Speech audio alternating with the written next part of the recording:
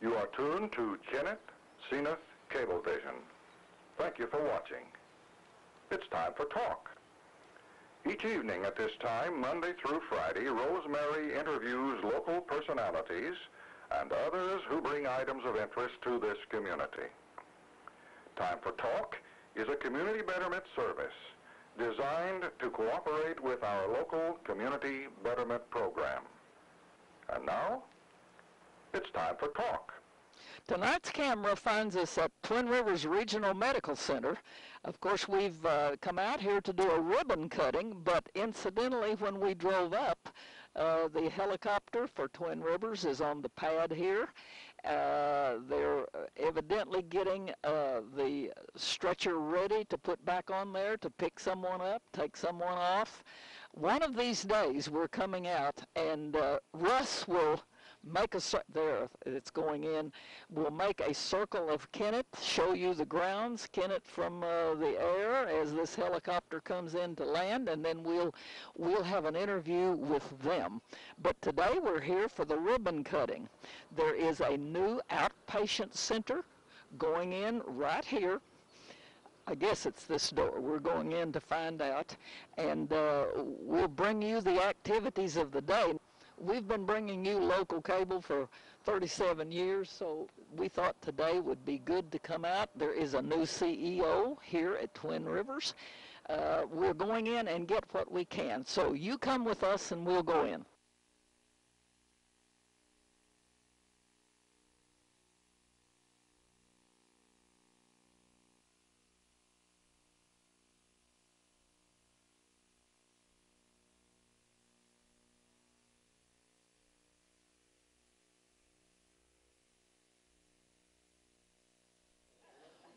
We have just stepped into the new area, and we have met Ken James, who is the CEO here. And how long have you been in Kennett? I've been here about 2 years, ma'am.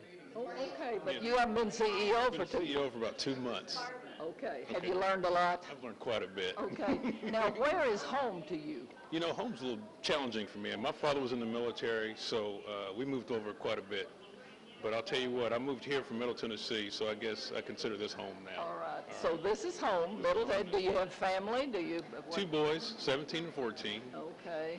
And my wife and I have been married 17 years. All right. All right. So that's great. Now we know his history and what brings him back here. Now, tell me, I see a new outpatient registration. Now, tell me what this does that the emergency room didn't do. Sure. Historically, what we did is we had all of our patient traffic coming through one area, whether it was for ER visits or for outpatient visits. So what we decided to do is to make this environment a little bit more unique for our outpatients. So we separated those patients.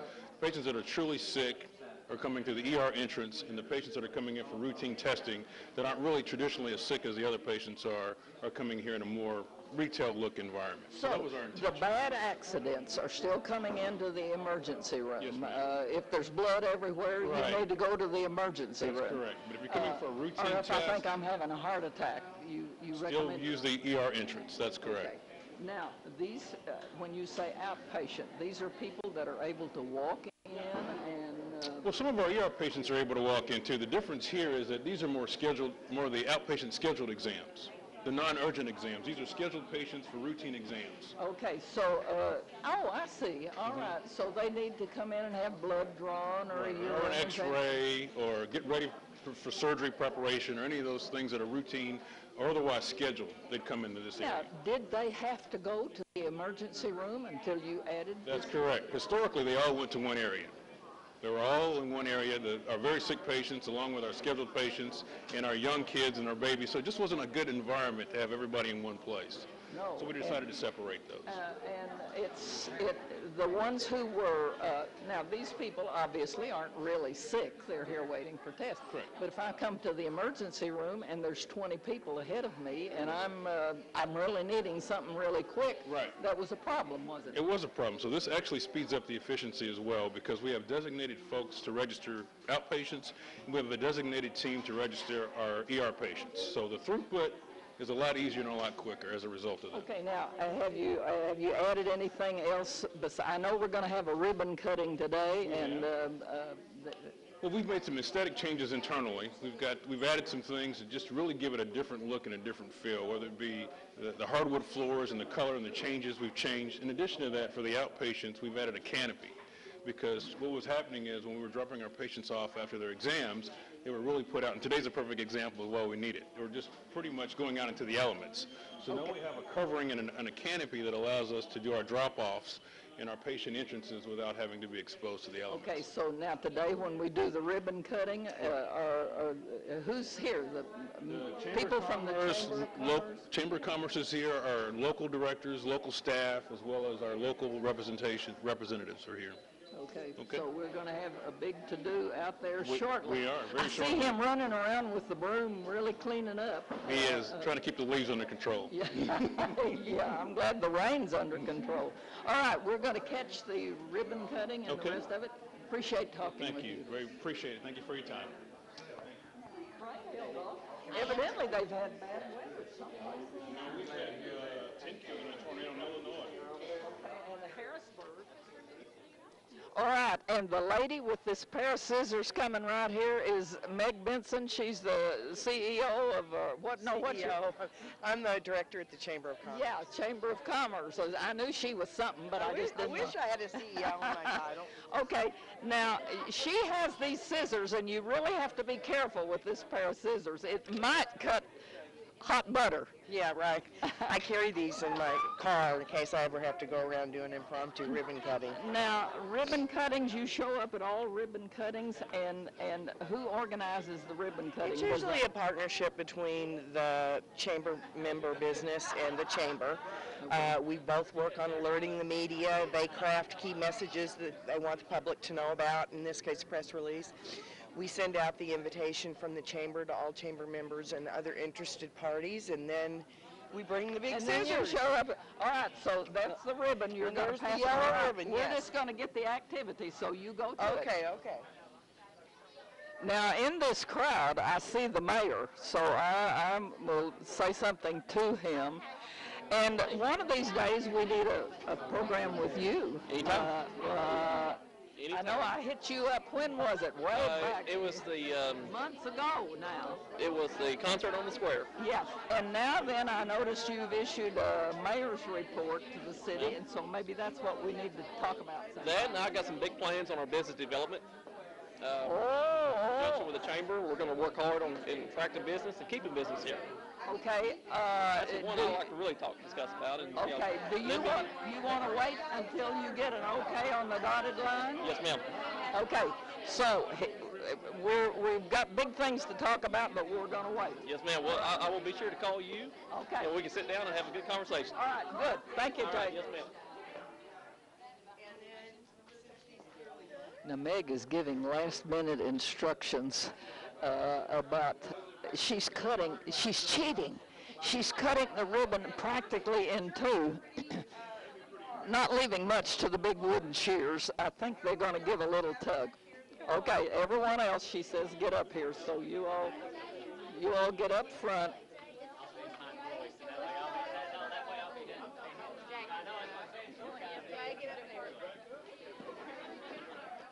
These people with badges, I guess these people with badges. You went in? No.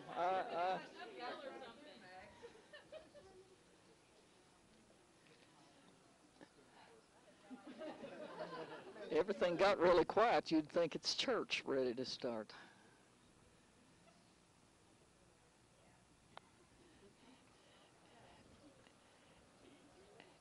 And the photographers are making last-minute preparations, and everybody's holding that grin, waiting to see when we're going to do this. It's always an interesting moment to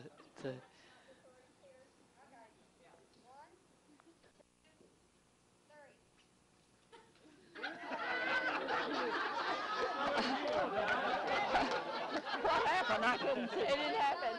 It didn't happen? Oh, okay. Oh, we're going to have 2 ribbon cuttings today.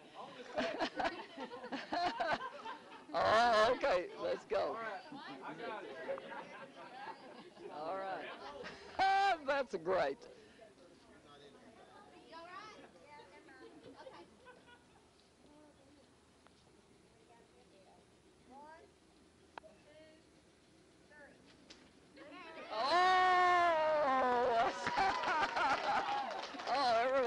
glad to see that go. I tell you what, I knew those scissors weren't going to cut hot butter, but we would see. I hope you've enjoyed being with us today to this ribbon cutting. We've come out and looked at new facilities.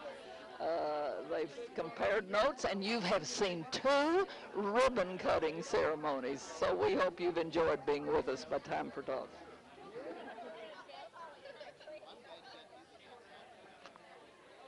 All right, the ladies standing there are seeing if they got the real ribbon cutting or not. Or did they get the pseudo ribbon cutting?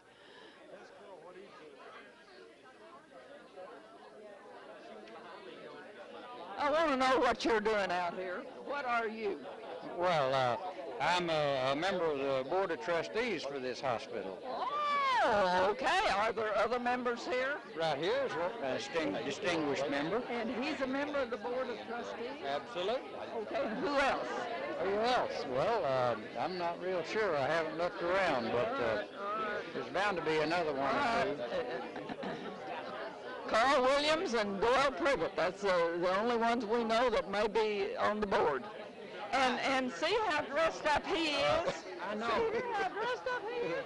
I know. These are our work clothes. These are our work clothes. So These are your work clothes? Well, since I'm not working, you can tell that I'm not working by what I wear. All right, now what does the hospital board do? What is the organization? the hospital is owned by a group called HMA. It's located in Florida. We're one of several hospitals they own. They also own one in Poplar Bluff, Missouri. But they have a local community advisory board.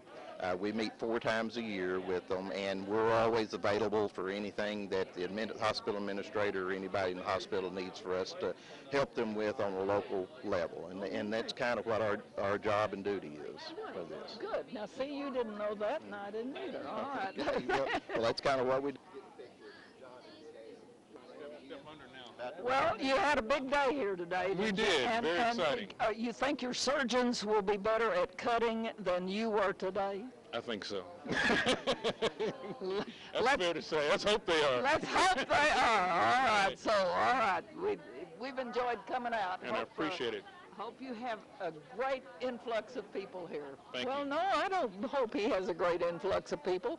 There are tornadoes all around, but we hope you don't get any of them. Thank you very much. You have been watching Time for Talk.